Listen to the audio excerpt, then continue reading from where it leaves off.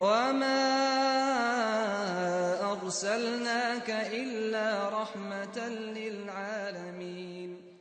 الحمد لله رب العالمين، نحمده ونستعينه ونستغفره ونعوذ بالله من شرور أنفسنا ومن سيئات أعمالنا.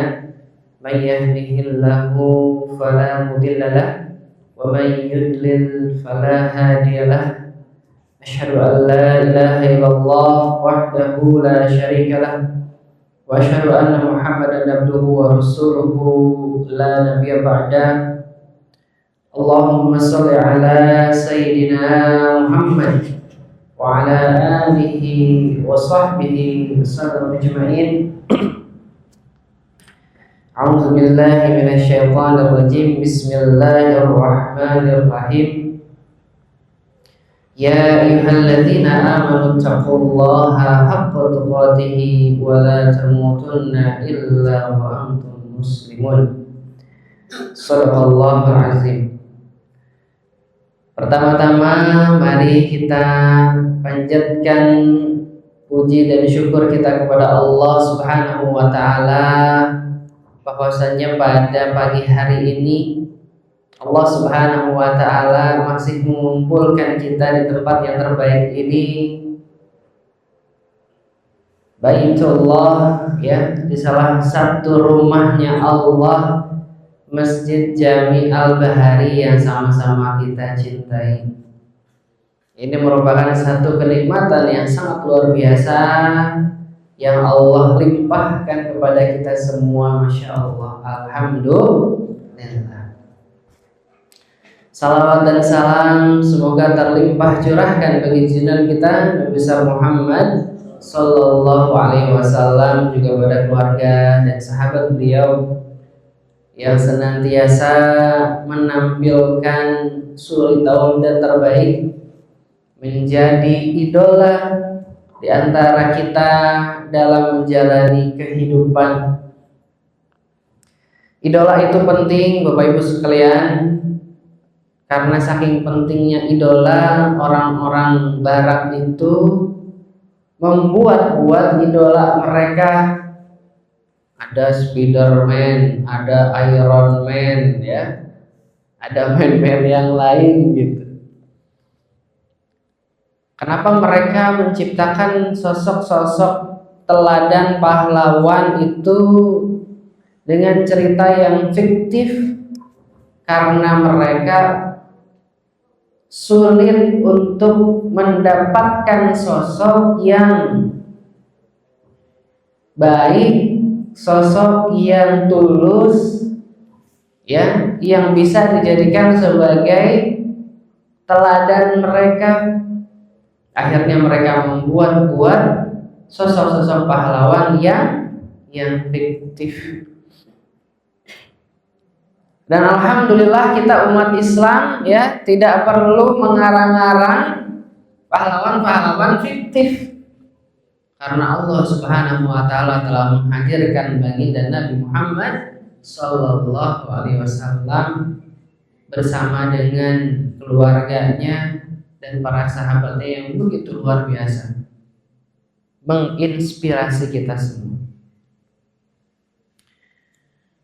Yang saya hormati para alim ulama kesepuhan Masjid Jami Al-Bahari dan juga jajaran DKM, mohon izin kembali sharing pada kajian subuh ini Bapak-bapak semua kesepuhan asatidz, termasuk juga para ummahat, ya, para ibu, para ustazah, mohon izin kembali sharing tentang Zulhijjah dan kisah cinta terindah. Tadi malam Al-Fakir mencari-cari informasi apakah hari ini sudah masuk di tanggal 1 Zulhijjah atau belum. Kira-kira bapak-bapak atau ibu-ibu sudah ada yang mendapat pengumuman atau belum? Sudah atau belum?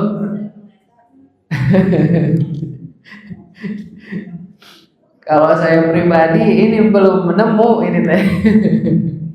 Jadi hari ini kemungkinan 30 Zulqa'dah. Namun apabila Al-Fakir kurang update atau kudet ya, bisa jadi hari ini sudah termasuk 1 Zulhijjah. Oleh karena itu apabila ada di antara Bapak dan Ibu sekalian yang sudah berniat untuk melaksanakan ibadah kurban, maka sudah disunnahkan untuk tidak bercukur rambut ataupun bercukur kuku ya, sampai pada hari penyembelihan hewan kurbannya. Baik Bapak Ibu semua, mengenai Zulhijjah ini adalah kembali berbicara tentang rahmat Allah. Kembali berbicara tentang cintanya Allah kepada siapa? Kepada umatnya Nabi Muhammad sallallahu alaihi wasallam. 2 bulan yang lalu, bukan 2 bulan ya, sebulan yang lalu barangkali 2 bulan betul. 2 bulan yang lalu kita telah dihadiahkan oleh Allah dengan hadirnya bulan suci Ramadan. Di mana bulan suci Ramadan kita sama-sama ditempa oleh Allah Subhanahu wa taala agar kita lahir atau terwujud ya. Alam masalah kesepuhan.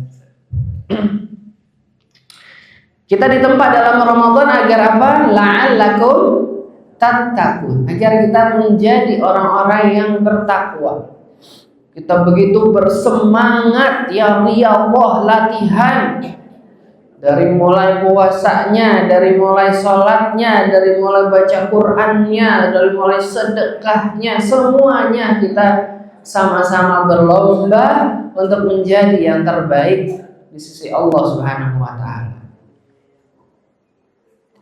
Namun begitulah manusia ya Bapak Ibu semua, kita ini tempatnya lupa, tempatnya salah. Tak terasa Ramadan sudah sebulan lewat, sudah 2 bulan lewat, kebiasaan buruknya muncul lagi. Ya, kebiasaan ya ngomongin orang lain ya, kebiasaan iri dengki sama orang lain. Kebiasaan malasnya, godaan malasnya itu juga sering ya menghinggapi jiwa-jiwa kaum muslimin pasca Ramadan.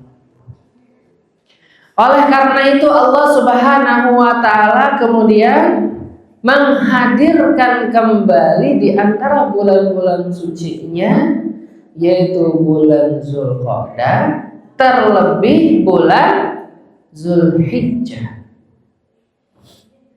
Bulan Zulhijjah adalah salah satu bulan suci yang istimewa. Nabi Shallallahu Alaihi Wasallam bersabda dari sahabat Ibnu Abbas radhiyallahu anhu, qala ma min ayyamin amalun salihun fihinna ahadukum ilallah min hadhil ayyamul ashar. Nabi SAW bersabda, tidak ada hari-hari yang amal soleh lebih Allah cintai dibandingkan dengan 10 hari ini. Maksudnya adalah 10 hari di bulan suci Zulhijjah. Kemudian qala wakila para sahabat bertanya kepada Nabi SAW, "Ya Rasulullah, tidak pula jihad di jalan Allah?"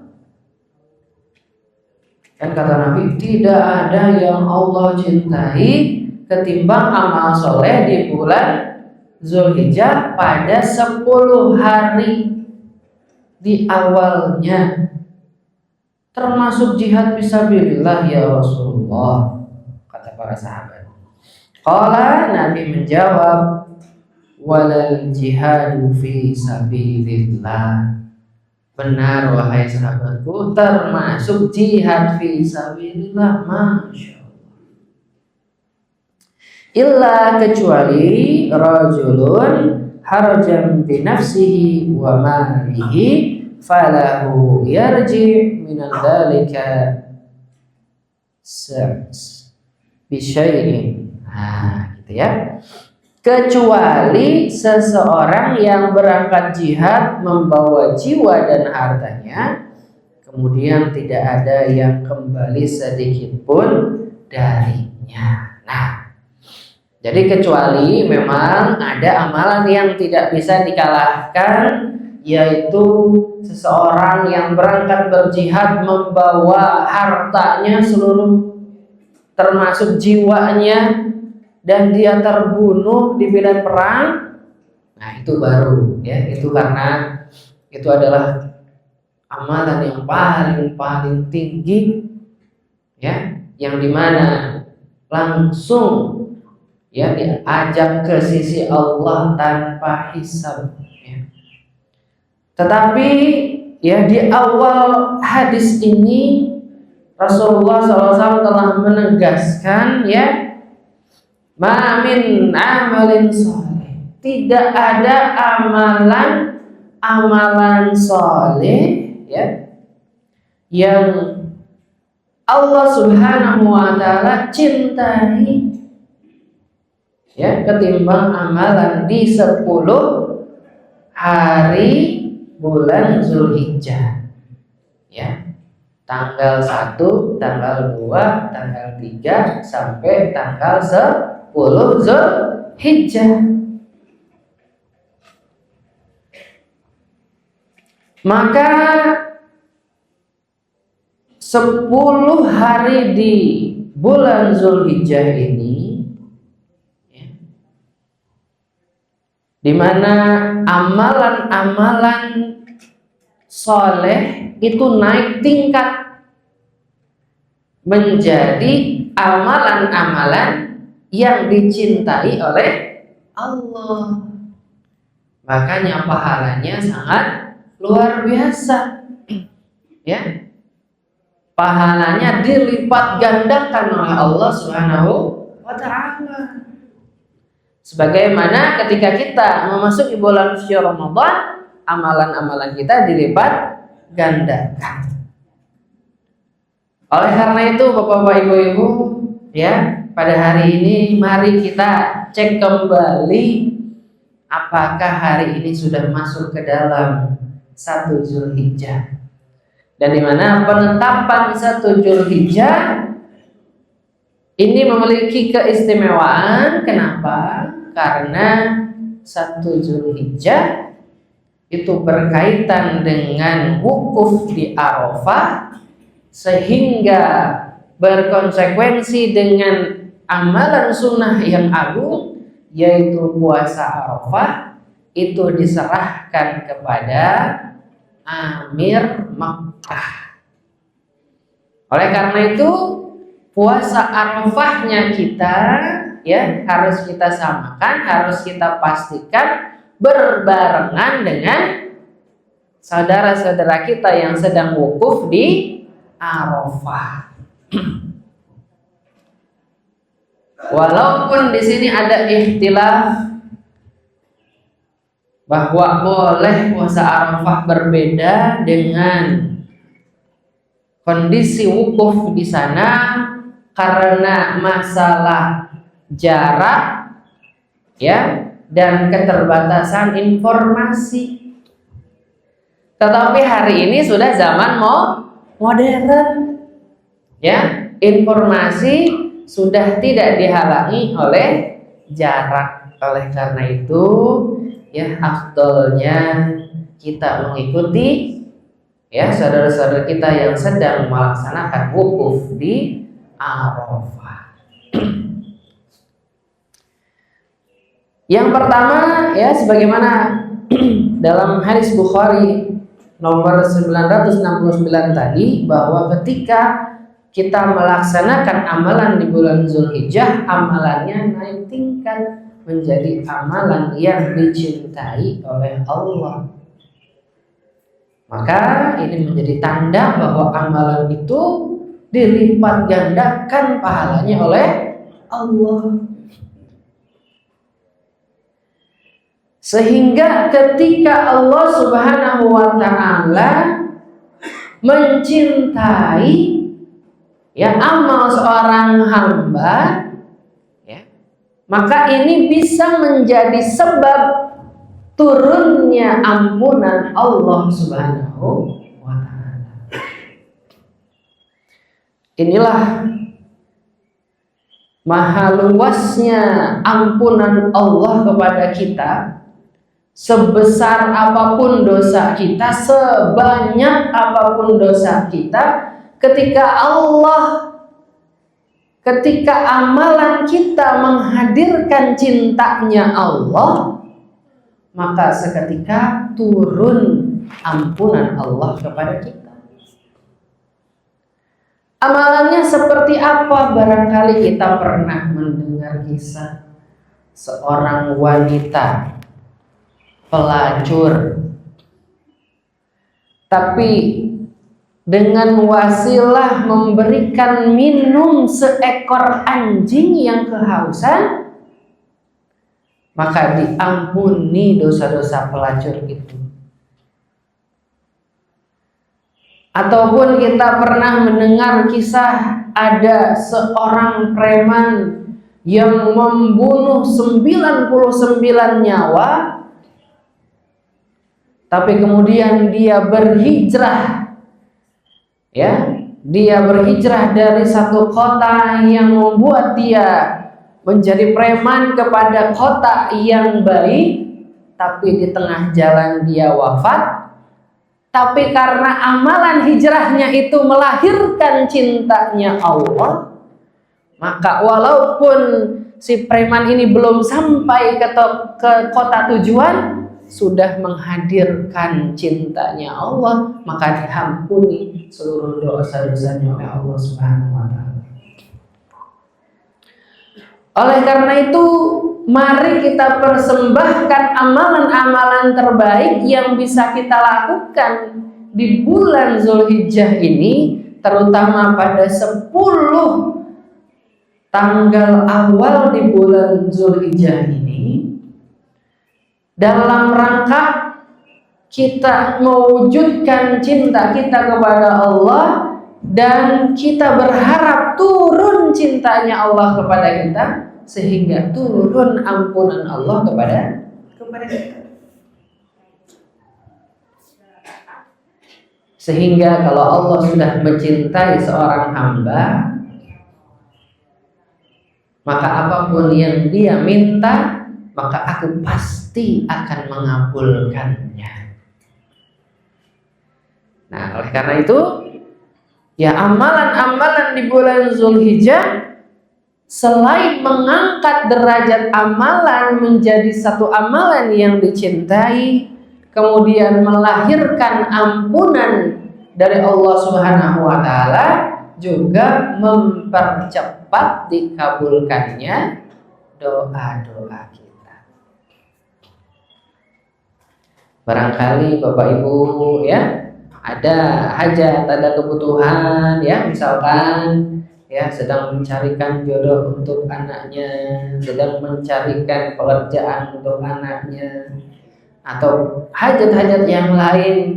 Bulan Zulhijjah ini adalah momennya kita bermunajat kepada Allah, terutama pada tanggal 9 Zulhijjah atau pada hari Arafah. Nah, itu ya.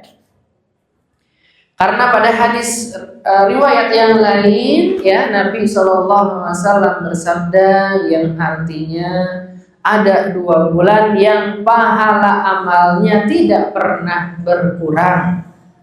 Kedua bulan itu adalah bulan Id, yaitu bulan Ramadan dan bulan Zulhijjah. Di mana di penghujung bulan suci Ramadan ada Idul Fitri, dan pada 10 Zulhijjah ada Idul Adha ya, atau hari raya berkurban. Nah, oleh karena itu jamaah sekalian,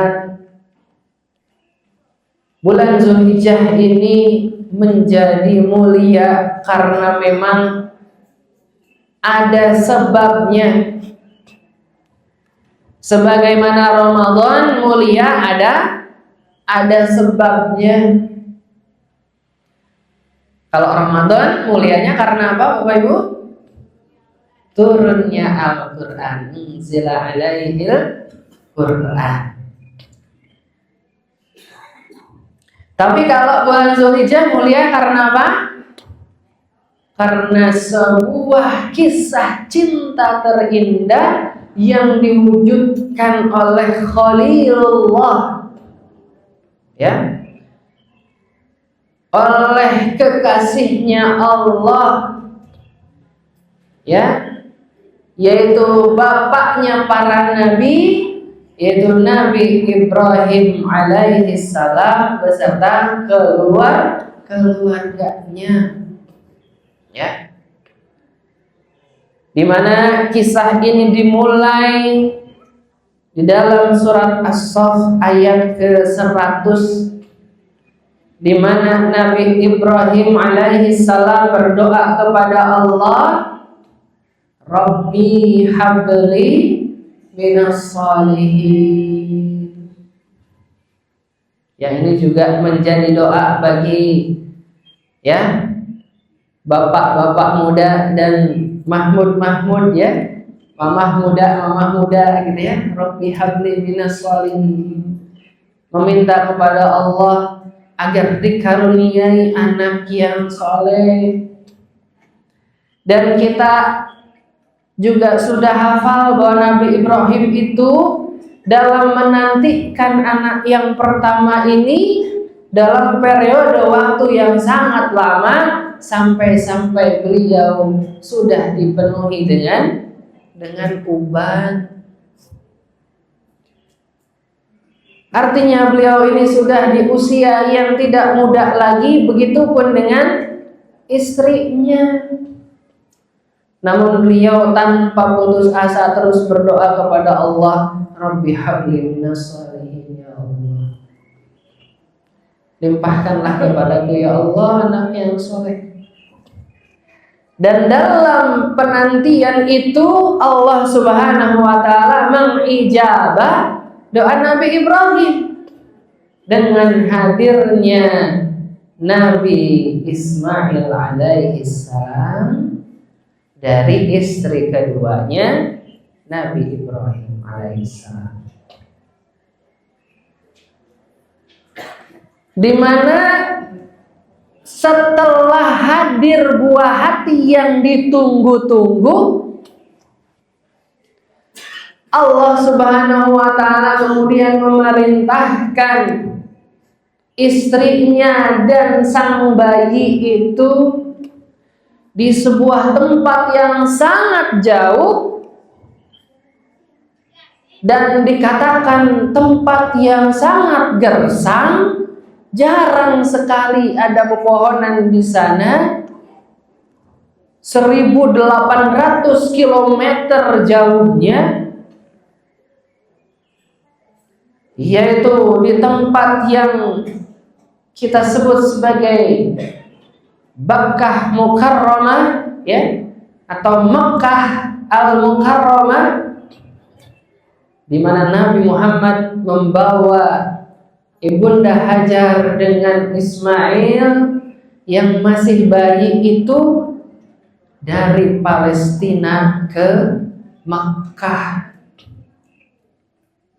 di mana Ibunda Hajar bertanya kepada Nabi Ibrahim, "Wahai Ibrahim, kenapa engkau meninggalkan kami di tempat ini?" Tapi Nabi Ibrahim diperintahkan, "Ya Allah, janganlah engkau menoleh ketika istri dan anakmu memanggilmu." Yang keduanya, Ibunda Hajar bertanya lagi, "Wahai Ibrahim, kenapa engkau meninggalkan kami di tanah yang tandus ini?" Nabi Ibrahim masih tidak menjawab. Dan inilah kecerdasan Ibunda Hajar. Kalau bertanya 2 kali tidak menjawab, maka jangan bertanya yang sama pada pertanyaan ketiga. Pada pertanyaan yang ketiga, Ibunda Hajar mengganti pertanyaannya, "Wahai Ibrahim, apakah ini perintah dari Allah?" Masya Allah, ya. Ibunda Hajar tahu bahwa Nabi Ibrahim adalah utusan Allah, maka beliau bertanya, "Apakah ini perintah Allah?" Maka Nabi Ibrahim menganggukkan kepalanya. Maka ketika Ibunda Hajar mengetahui bahwa ditinggalkannya dirinya bersama bayi yang masih merah itu adalah perintah Allah, maka langsung lahir ketenangan dalam jiwanya. Kenapa bisa lahir ketenangan ditinggalkan oleh suaminya di tengah yang gersang? Lahir ketenangan karena ini adalah perintah Allah Subhanahu wa ta'ala. Masya Allah. Begitu besar keimanan Ibunda Hajar, begitu besar keimanan Nabi Ibrahim. Ketika Allah pilihkan sebuah tempat, mereka yakin ketika Allah memerintahkan di tempat itu, tidak mungkin Allah Subhanahu wa ta'ala menelantarkan hambanya yang mentaatinya. Maka kita mendengar kisah-kisah, ya, keajaiban-keajaiban dalam kisah Ibunda Hajar bersama Ismail yang masih bayi itu. Dengan adanya lari-lari kecil dari Bukit Sofa ke Bukit Marwah, ya, yang itu menjadi salah satu rukun daripada ibadah haji dan umrah, yang kemudian pada putaran ke-7 kaki Ismail yang kecil itu, yang masih belia itu, mengenai tanah dan keluarlah mata air yang dicari-cari oleh Ibunda Hajar. Disitulah pertolongan Allah hadir.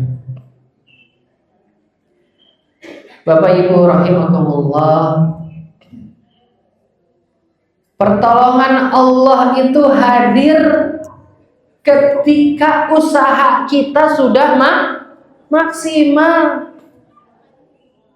Kita tidak mendengar kisah bahwa Ibunda Hajar ketika kering air susunya, ketika haus tenggorokannya, kemudian Ibunda Hajar hanya menegakkan tangan saja berdoa, kemudian lahir air itu dari tanah. Tidak. Tapi Ibunda Hajar itu berlari-lari terlebih dahulu dari Bukit Sofa ke Bukit Marwah, sampai pada titik sudah kelelahan, baru muncul itu yang namanya air Zam-Zam itu. Jadi Bapak Ibu semua, Allah ingin memberikan pelajaran teladan kepada kita bahwa mentalnya umat Islam itu bukan mental peminta-minta, yang dimana cukup berdoa kepada Allah bahwa Allah Maha Pengasih, bahwa Allah Al-Ghani, Maha Kaya, Allah itu Maha Penyayang. Maka cukup berminta kepada Allah maka nanti makanan datang sendiri, maka nanti pertolongan Allah datang sendiri. Tidak begitu. Allah dan Rasul-Nya tidak mengajarkan seperti itu. Tetapi Allah dan Rasul-Nya begitu juga dengan kisah-kisah terdahulu mengajarkan, usahakan dulu yang terbaik, usahakan dulu yang maksimal. Maka ketika kita sudah berusaha yang maksimal, Allah Subhanahu wa ta'ala tidak buta. Allah Subhanahu wa ta'ala mengetahui setiap usaha kita dan tidak akan mendustai usaha kita. Luar biasa, Masya Allah. Singkat cerita, Ismail belia sudah tumbuh menjadi anak yang begitu lucu. Di sekitar Ismail kecil sudah berumur 7 tahun, datang lagi perintah Allah Subhanahu wa ta'ala untuk menyembelih Ismail. Masya Allah.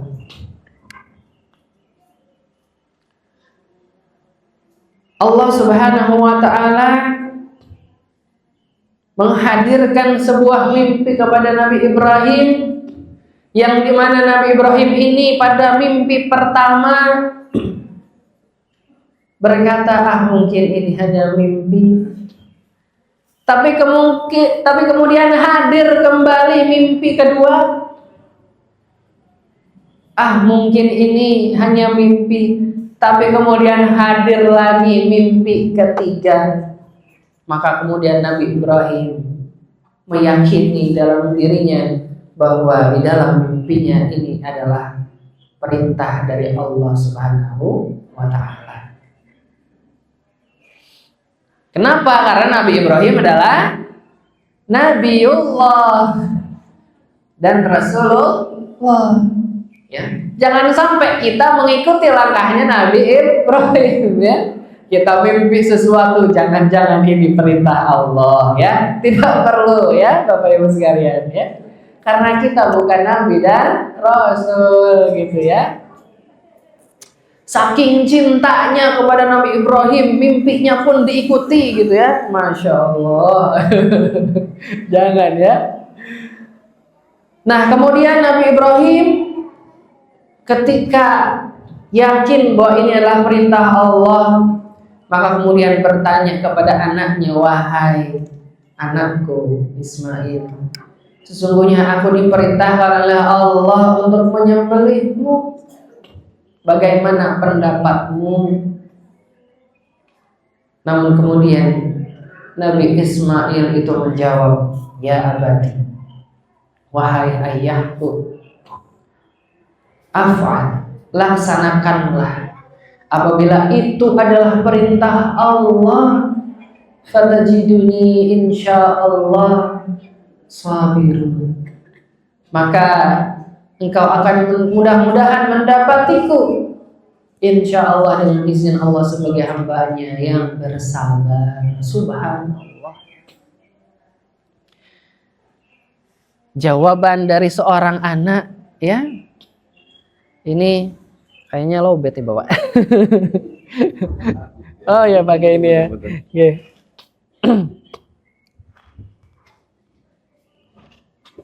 Cek. Ini adalah jawaban dari seorang anak yang luar biasa. Seorang anak yang beriman dan bertakwa tentunya kepada Allah. Maka kemudian keduanya mempersiapkan prosesi penyembelihan itu, Bapak Ibu semua.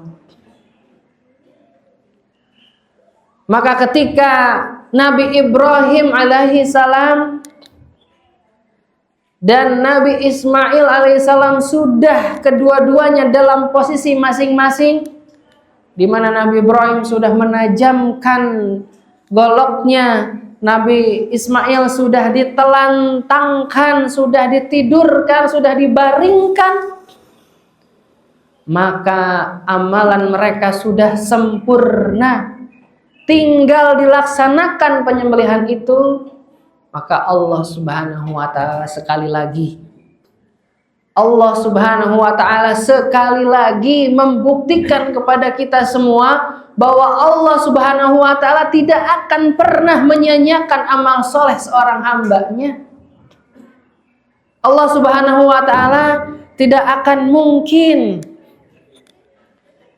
mengkhianati ya amal soleh yang dilakukan oleh hambanya. Maka seketika Ismail alaihi salam yang belia itu Allah ganti dengan sembelihan yang besar. Subhanallah, alhamdulillah, Masya Allah. Di dalam kisah Nabi Ibrahim bersama keluarganya ini, kita berkali-kali diingatkan lagi oleh Allah Subhanahu wa ta'ala bahwa Allah Subhanahu wa ta'ala tidak mungkin menzolimi hambanya, bahwa Allah Subhanahu wa ta'ala tidak mungkin ketika seorang hamba melaksanakan perintah-perintahnya kemudian Allah menzalimi hambanya, menyakiti hambanya. Tidak mungkin. Maka dengan kisahnya Nabi Ibrahim alaihissalam beserta keluarganya ini sudah seharusnya melahirkan keimanan, keyakinan kepada kita bahwa Allah Subhanahu wa ta'ala tidak mungkin menzalimi kita. Di dalam surat Al-Baqarah Allah Subhanahu wa ta'ala berfirman, wa asa an takrahu syai'a wa huwa khairul lakum wa asa an tuhibbu syai'a wa huwa syarrul lakum. Boleh jadi kita itu membenci sesuatu yang diperintahkan oleh Allah, tapi ketahuilah boleh jadi yang kamu benci itu khairul lakum, baik untukmu. Wa asa an tuhibbu syai'a wa huwa syarrul lakum, dan boleh jadi sesuatu yang kamu cintai tapi kalau Allah larang wa huwa syarrul lakum, itu pasti buruk untukmu. Allahu ya'lamu wa antum la ta'lamun. Allah yang paling tahu, karena Allah yang paling tahu apa yang paling baik untuk kita dan apa yang buruk untuk kita. Oleh karena itu, ketika berhadapan dengan syariah, ketika berkaitan dengan perintah dan larangan Allah, maka jangan adu argumen. Karena ciri orang-orang yang bertakwa itu tidak pernah mempertanyakan perintah Allah. Sebagaimana Nabi Muhammad, sebagaimana Nabi Ibrahim alaihissalam ketika hadir mimpi itu, dia tidak bertanya-tanya, ya Allah, kenapa engkau memerintahkan untuk menyembelih anakku? Padahal aku sudah mendambakan anakku ini sejak lama, tapi kenapa engkau memerintahkan aku untuk menyembelihnya? Kan Nabi Ibrahim tidak ada tuh kisah seperti itu ya. Tapi Nabi Ibrahim langsung menanyakan kepada anaknya, nah, ayah mendapatkan perintah seperti ini, bagaimana pendapatmu? Ya. Oleh karena itu, ibu-ibu juga jangan bertanya, ya Allah, kenapa engkau perintahkan kami untuk menutup aurat menggunakan hijab? Bukankah menggunakan hijab ini gerah? Gitu ya. Tidak perlu ditanyakan seperti itu. Karena ciri-ciri orang yang bertakwa, generasi terbaik itu apa? Wa qalu sami'na wa ata'na. Ketika Allah Subhanahu wa ta'ala menyeru mereka berkata sami'na wa ata'na. Kami mendengar wahai Rasulullah dan kami taat. Nah, gitu. Masya Allah. Maka bagaimana kisah Nabi Ibrahim ini mengajarkan kepada kita tentang ketakwaan yang tertinggi, yang akhirnya melahirkan cinta dari Allah Subhanahu wa ta'ala, yang ketika Allah sudah mencintai seorang hambanya, Allah ampuni dosa-dosanya, Allah kabulkan doa-doanya, dan Allah Subhanahu wa ta'ala dari ibadah kurban yang dilakukan disebutkan lan yanallahu itu ya, ini kok tidak jelas ya Allah Subhanahu. Ibu ini lebih hafal dari saya, Masya Allah. Lan yanalallah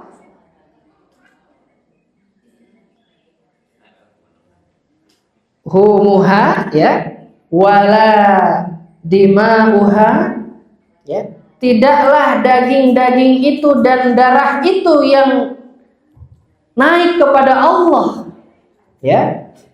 Jadi ketika kita melaksanakan ibadah kurban, Allah itu nggak butuh darah hewan kurban itu, Allah tidak butuh daging kurban itu ya.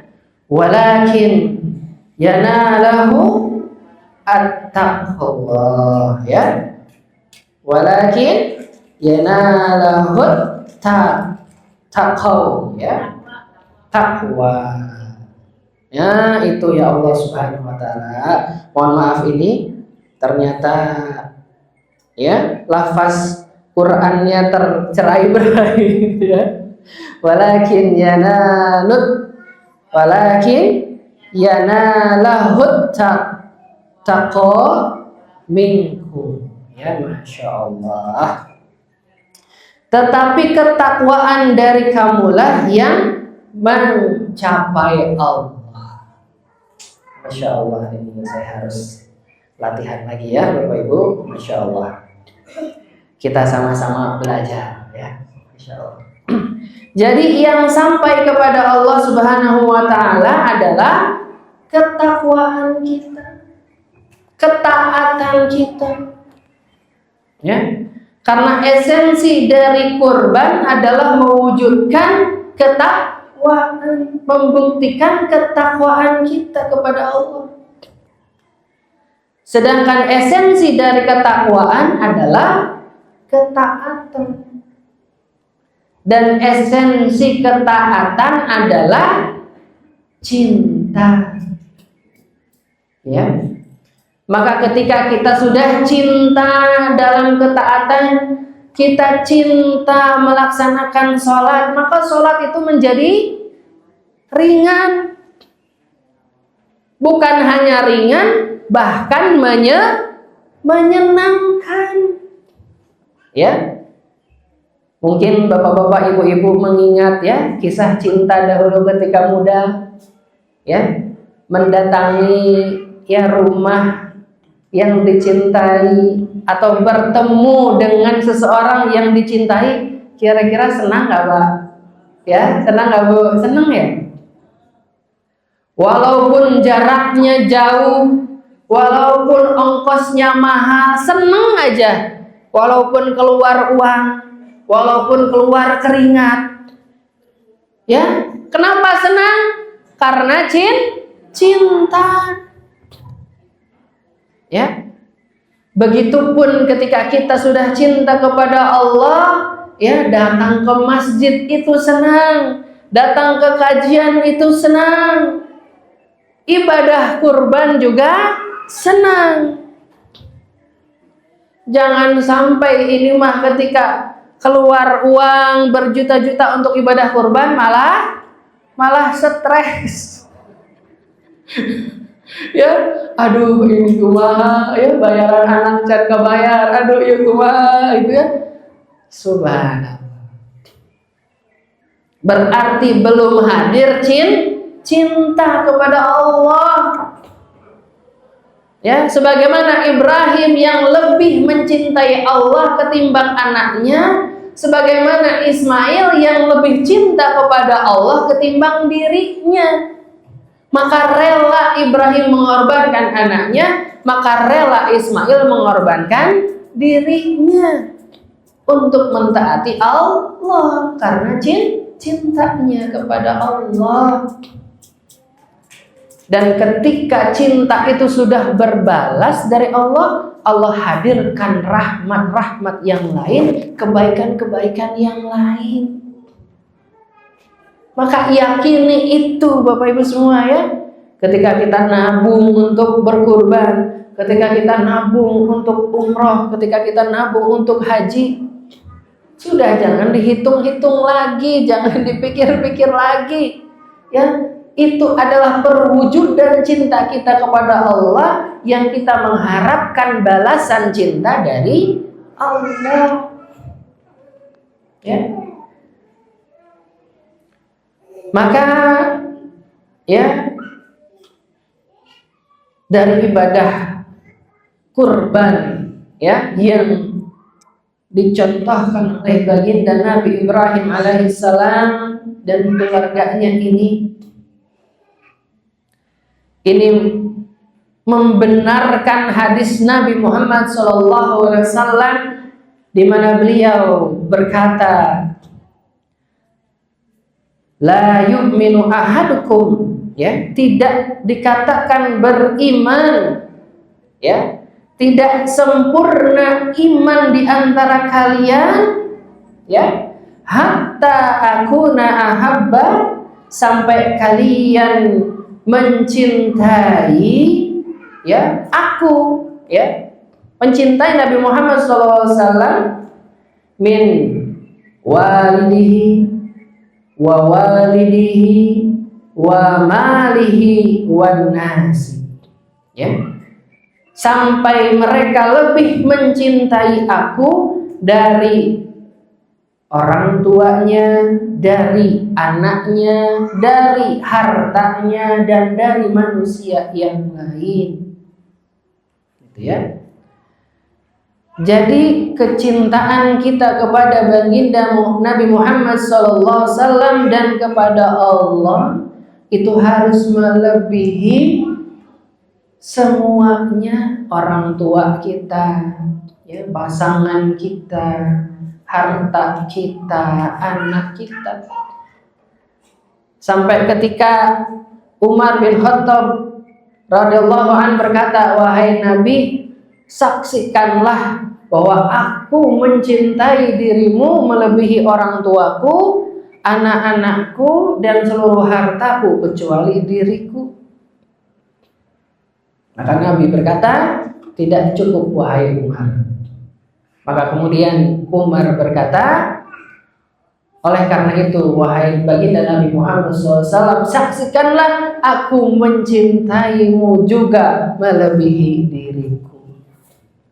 Maka sudah sempurna imanmu wahai Umar, ya.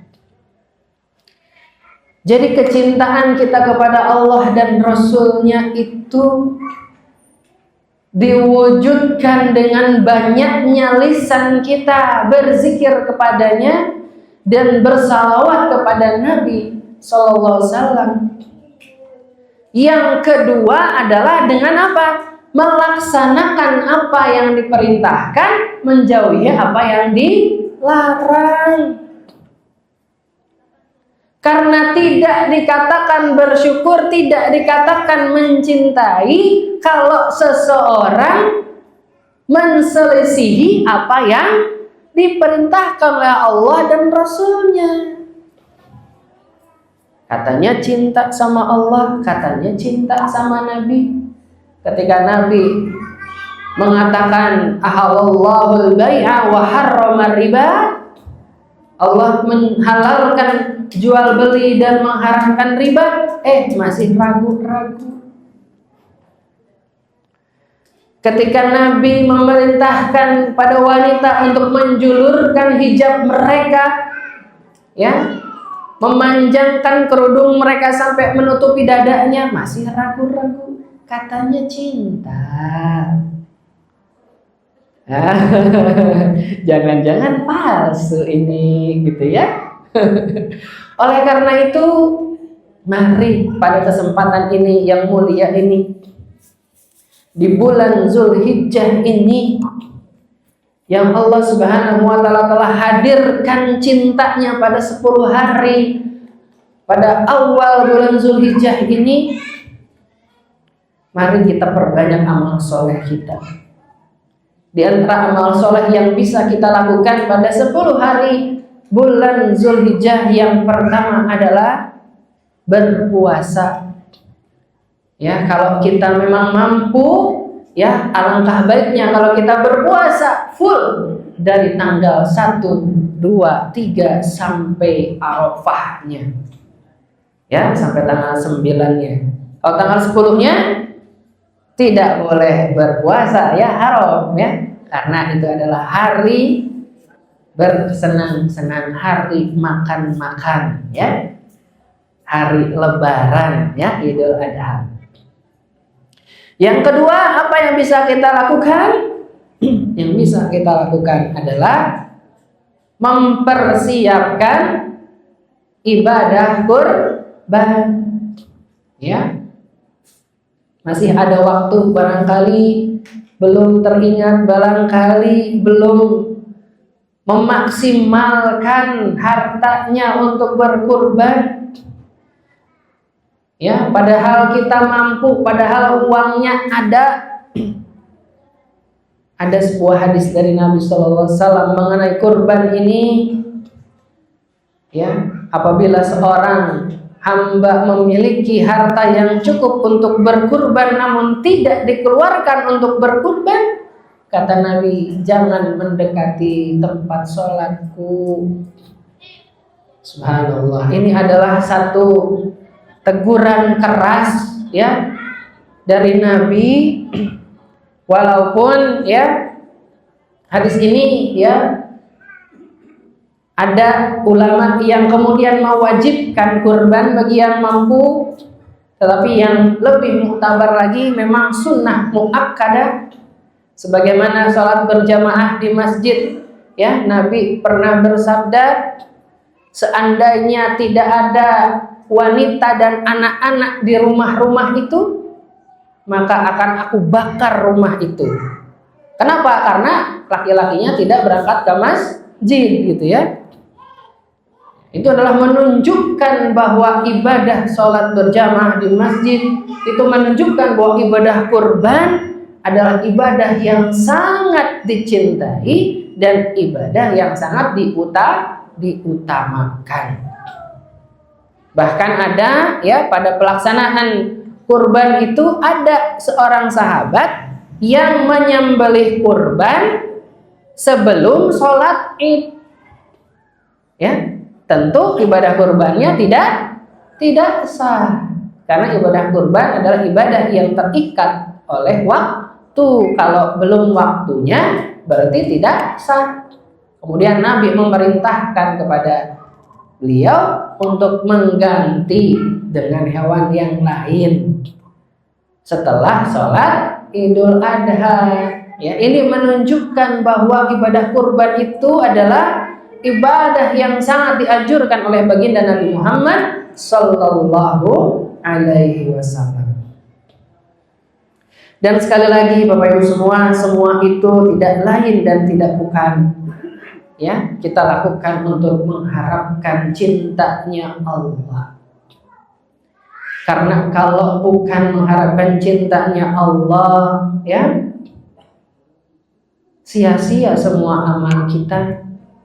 Dan semua ini adalah bukti ya perwujudan dari ketakwaan kita kepada Allah, sehingga kalau kita sudah bertakwa, kata Allah Subhanahu wa taala, wa may yattaqillaha yaj'al lahu makhraja wa min haitsu la yahtasib. Ya, barang siapa bertakwa kepada Allah, niscaya Allah akan mengadakan jalan keluar ya dari setiap masalah yang kita hadapi. Ya, bukankah kita dalam hidup ini banyak masalah Bapak Ibu semua ya? Dan kita butuh solusi dalam kehidupan.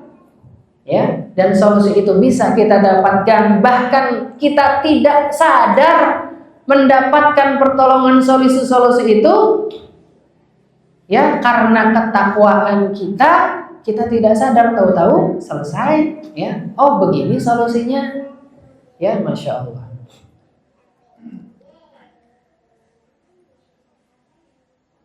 Oleh karena itu balasan di dunia bagi orang yang bertakwa ya, diberikan solusi-solusi, diberikan rezeki dari arah yang tidak disangka-sangka ya, dan akan mencukupkan setiap keperluannya. Kemudian di akhirat nanti Allah Subhanahu wa taala, innal ladzina taqina fi jannatin na'im ya, surat At-Tur ayat ke-17. Sesungguhnya orang-orang yang bertakwa ya, Allah mengawali ya perkataannya dengan ya, dengan sungguh ya.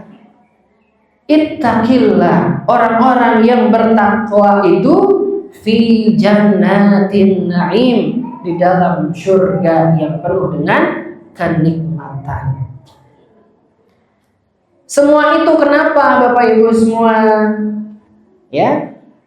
Innallaha yuhibbul muttaqin. Ya. Semua itu karena Allah Subhanahu wa taala mencintai orang-orang yang bertakwa ya, sebagaimana disebutkan dalam surat At-Taubah ayat ke-4.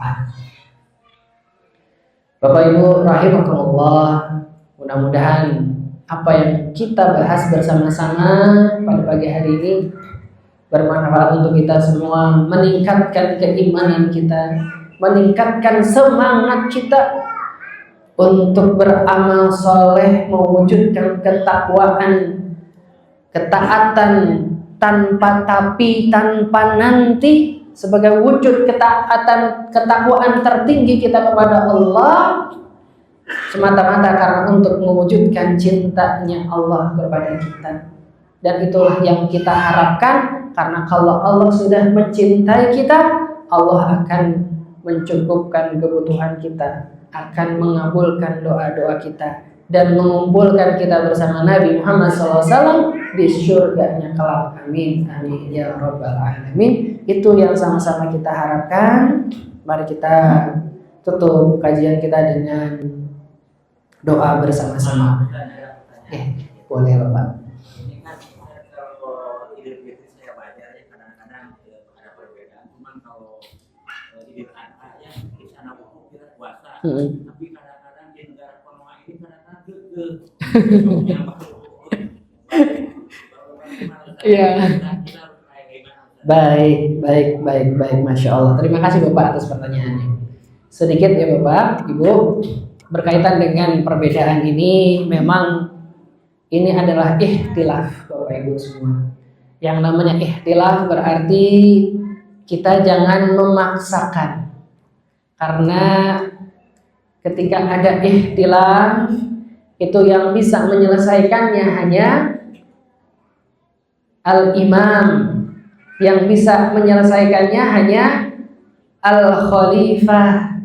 Tidak boleh kita sebagai sesama kaum muslimin, sebagai rakyat biasa, memaksakan putusan kita kepada saudara kita yang lain. Memang itulah Bapak, selama belum ada imam, belum ada khalifah, belum ada yang mempersatukan kaum muslimin, maka perbedaan itu senantiasa keniscayaan. Jadi sikap kita gimana? Sikap kita ya saling bertoleransi, saling menghargai. Kenapa? Karena yang wukuf, yang mengikuti wukuf di Arafah itu adalah pendapat syar'i, karena memang ada dalil-dalil syar'inya. Yang juga mengikuti matla, yang mengikuti jarak ya, sebagaimana Imam Asy-Syafi'i, itu juga ada dalilnya. Itu juga pendapat syar'i. Jadi kedua-duanya pendapat syar'i ya, bukan pendapat ya yang tidak ada dasarnya. Ya, jadi kedua-duanya sah. Jadi bagi jamaah yang mungkin ya tetap mengikuti ya pendapat yang mungkin berbeda dengan wukuf tapi ada dasarnya, ya kita hargai. ya. Tapi ya sebagai seorang dai ya, al-fakir juga memiliki kewajiban untuk mengajak, menyampaikan bahwa afdaliyah, bahwa kita ini umat Islam, umat yang satu. Maka masa sih lebarannya berbeda, yuk kita sama-sama bareng gitu. Tapi kalaupun ketika kita sudah mengajak bareng, nggak mau bareng yang diajak tetap kekeh dengan pendapatnya, ya sudah tidak apa-apa Bapak ya. Jadi jangan dipaksa kayak gitu. Sebagaimana misalkan ada yang kunut, ada yang tidak kunut. Yang tidak kunut jangan maksa yang kunut untuk tidak kunut, yang kunut jangan maksa yang tidak kunut untuk kunut ya. Sebagaimana ikhtilaf seperti itu, maka kita bersama-sama bersatu dalam ya perbedaan itu. Karena kedua-duanya adalah pendapat syar'i yang boleh untuk kita ambil. Baik Bapak Ibu, akhirul kalam mari kita berdoa bersama-sama ya ala hadiniya wa likulli salihah al-Fatihah. A'udzubillahi minasyaitonir rajim. Bismillahirrahmanirrahim. Alhamdulillahirabbil alamin arrahmanir rahim maliki yaumiddin. Iyyaka na'budu wa iyyaka nasta'in ihdinas siratal mustaqim siratal ladzina an'amta 'alaihim ghairil maghdubi 'alaihim waladdallin. Amin. Allahumma shalli ala sayyidina Muhammadin wa ala alihi wa sahbihi wa sallam ajma'in. Amin amin rabbil alamin. Allahumma ighfir lil mu'minina wal mu'minat wal muslimina wal muslimat al ahya'i minhum wal amwat bi rahmatika ya arhamar rahimin. Rabbi ighfir lana wa lil walidayna warhamhuma kama rabbayana shighara. Rabbana zalamna anfusana wa illam taghfir lana wa tarhamna lanakunanna minal khasirin. Allahumma a'izzal islam wal muslimin wa ahlikil kafarata wal musyrikin wa dammir a'da'aka wa a'da'ad-din bi rahmatika ya arhamar rahimin. Allahumma ansur ikhwana fi Filistin, Allahumma ansur ikhwana fi Lebanon, Allahumma ansur ikhwana fi India, Allahumma ansur ikhwana fi kulli makan wa fi kulli zaman bi qamatil khilafah ila minhajin nubuwah. Ta'izzu bil Islam wa ahlihi wa tudhillu bil kufri wa ahlihi innaka ala kulli syai'in qadir. Allahumma ya muqallibal qulub tsabbit qulubana ala dinik, tsabbit qulubana ala ta'atik, tsabbit qulubana ala da'watik. Rabbana la tuzigh qulubana ba'da idh hadaytana wa hab lana min ladunka rahmah wa hayyi lana min amrina rasyada. Ya Allah, pada tempat yang mulia ini Engkau telah menunjukkan kepada kami hidayah, petunjuk-Mu yang mulia ya Allah. Oleh karena itu ya Allah, teguhkan hati kami dalam petunjuk-Mu ini ya Allah, sehingga kami memaksimalkan amal soleh di bulan Zulhijjah ini ya Allah. Jangan sampai hati kami terpalingkan dari ketaatan kepada-Mu ya Allah, sehingga kami termasuk orang-orang yang rugi. Rabbana atina fid dunya hasanah wa fil akhirati hasanatan wa qina adzabannar wa qina adzabannar wa qina adzabannar. Subhana rabbika rabbil izzati amma yasifun wa salamun alal mursalin walhamdulillahi rabbil alamin. Bapak Ibu, terima kasih atas perhatiannya. Mohon maaf ya apabila ada kekurangan dan kesalahan dalam penyampaian. Yang benar dari Allah, yang salahnya dari al-fakir ini. Billahi taufiq wal hidayah. Wassalamualaikum warahmatullahi wabarakatuh.